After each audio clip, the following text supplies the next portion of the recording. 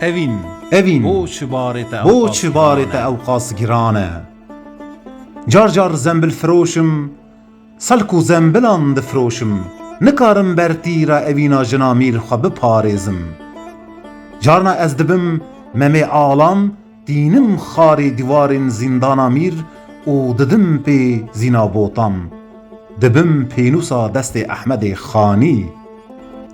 carna dibim siyaben li serê çiyayê Sîpanê ji bo rondikek çavê xecê hil didim tîr û têkîrvanê xwe û dikevim pê xezalan lê mixabin nêçîrvanek sivik bûm û bûm nêçîr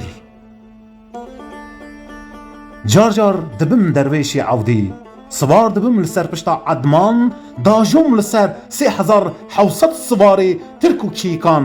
ji bona evîna qîza zor Temir Paşayê Mîrê Mîlan Edûlê